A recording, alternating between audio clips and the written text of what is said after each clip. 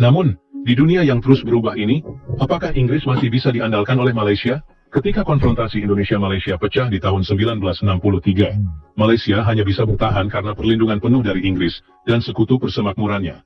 Kita bersinar, BDT buka mata dunia, Sabah dan Indo satu frekuensi sama irama silaturahmi lewat video kita terus maju. BDT Channel, reaksi bikin bersatu.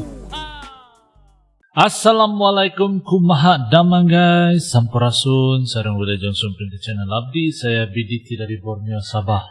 Akan menemani kawan-kawan semua dalam episode reaction kali ini, dan hari ini ada satu video yang menarik guys. Militer Malaysia versus militer Indonesia. Jadi gimana guys? Apa pendapat kalian kalau tentang tajuk ini? Kita akan sama-sama nonton video ini. Ojo lagi guys, di subscribe channelku. Pastikan kawan-kawan nonton sampai tamat agar tidak terjadi sebarang salah paham. Dan saya doakan semua kawan-kawan yang ada dan nonton berada dalam keadaan yang sehat, dimurahkan rezeki, dipermudahkan juga segala urusan dunia dan akhirat. Amin. Ya Rabbal Alamin. Tanpa bawa waktu, mari kita sama-sama nonton isi kandungan video ini guys. 1, 2.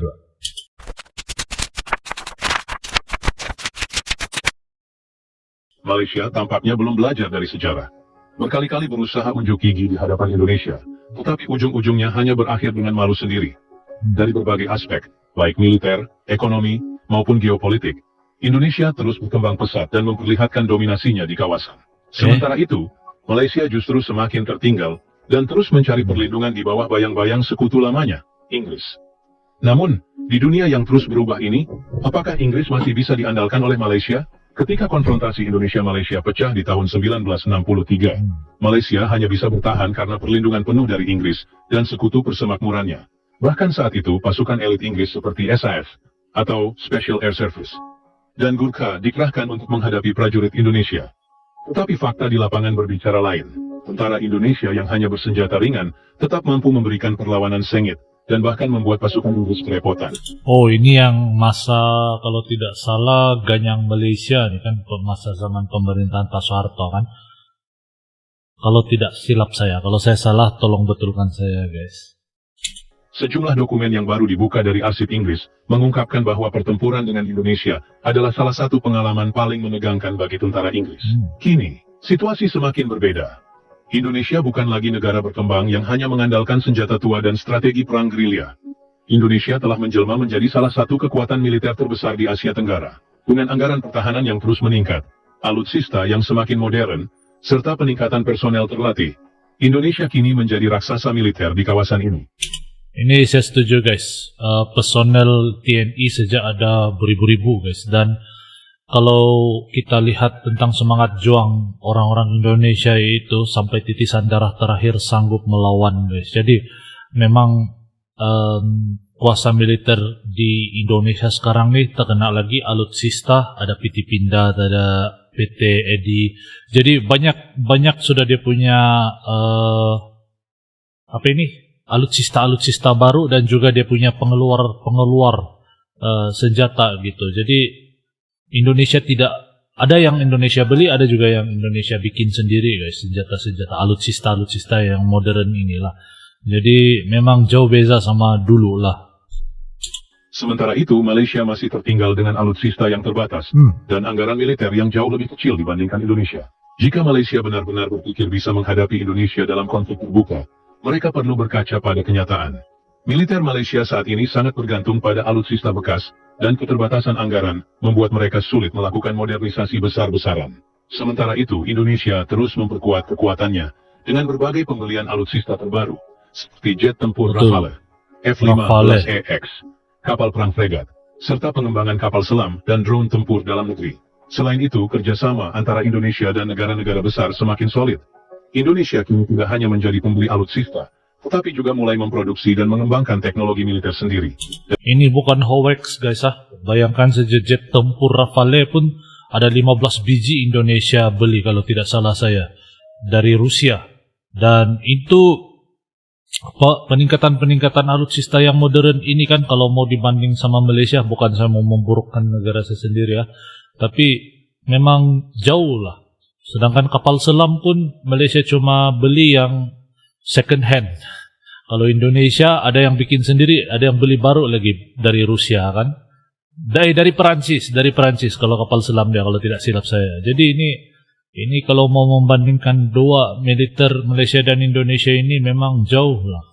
Bukan saya memburukkan Malaysia, tetapi mungkin boleh ditingkatkan lagi lah. Boleh ambil contoh daripada Indonesia ini. Sebab Indonesia banyak membeli alutsista yang modern dan juga yang dari luar kan. Dari pesawat tempur KF-2 satu kerja sama dengan Korea Selatan, hingga drone tempur buatan dalam negeri, Indonesia kini bergerak menuju kemandirian militer. Sementara itu Malaysia masih berkutat dengan armada tempurnya yang sudah tua dan tidak kompetitif di kawasan. Bahkan, beberapa pesawat tempur Malaysia sering mengalami insiden teknis karena kurangnya modernisasi dan perawatan. Saat ini Indonesia tidak hanya fokus pada penguatan militernya, tetapi juga memperkuat pengaruhnya di kawasan.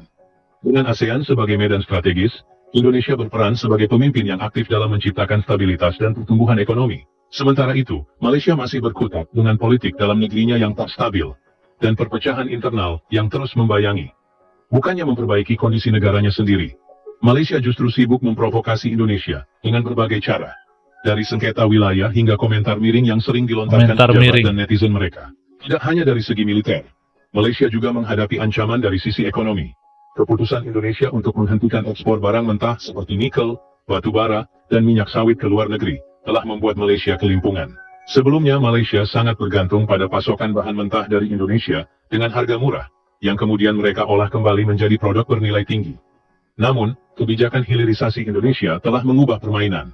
Kini, Malaysia mulai kehilangan pasokan bahan mentah yang murah, dan industri mereka mulai terdampak akibat kenaikan biaya produksi. Keputusan Indonesia untuk mengelola sumber daya alamnya sendiri telah membawa manfaat besar.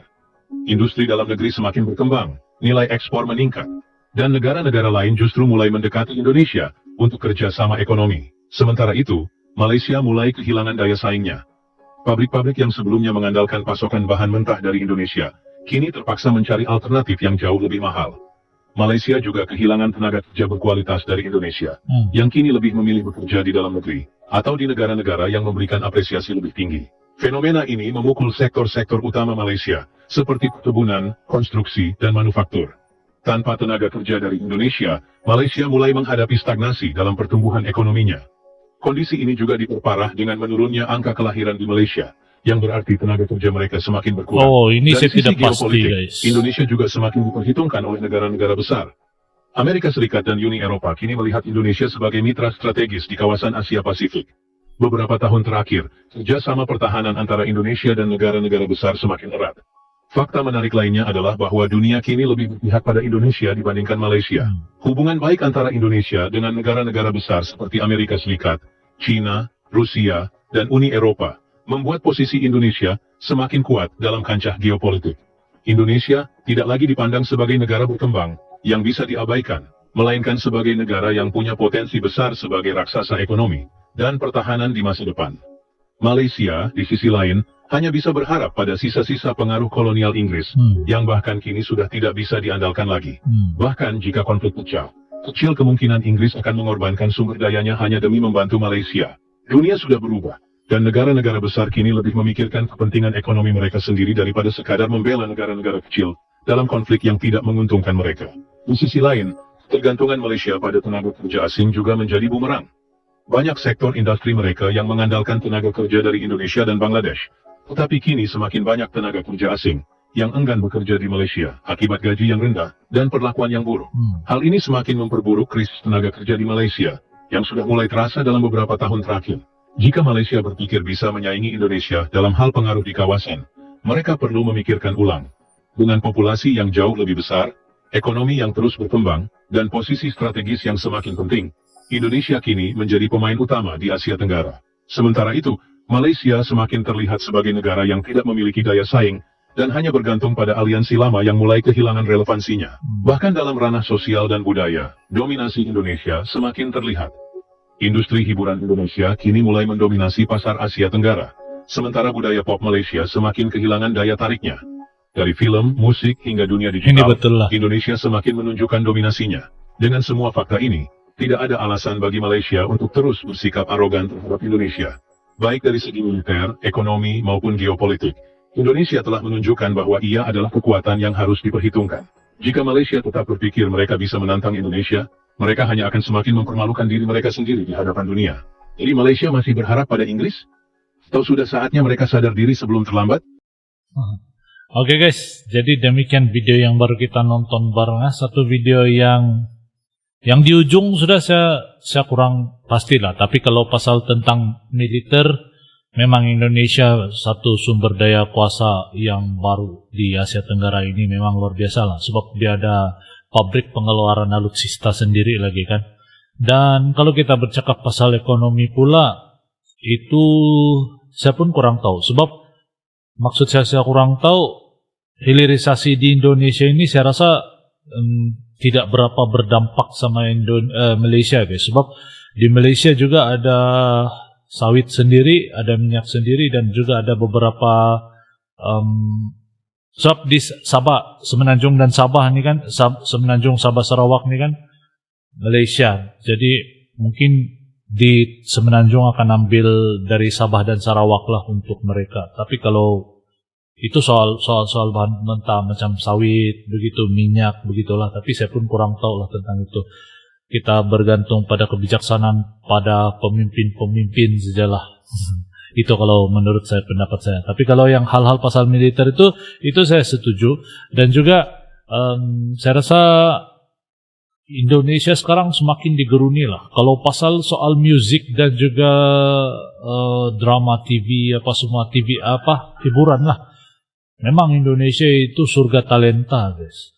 Dan memang banyak karya-karya hebat yang dari Indonesia itu sudah diakui dunia lagi. Dan begitulah saya rasa kalau menurut pendapat saya. Tapi kalau menurut kawan-kawan bagaimana guys? Apa pendapat kawan-kawan? Komen di ruang komentar di bawah tentang hal yang satu ini. Oke guys, sampai di sini dulu video pada kali ini. Kalau ada masukan silakan komen, dan sampai kita ketemu di episode akan datang. Terima kasih karena nonton. Yo teman-teman, ojo lali di subscribe yo channelku.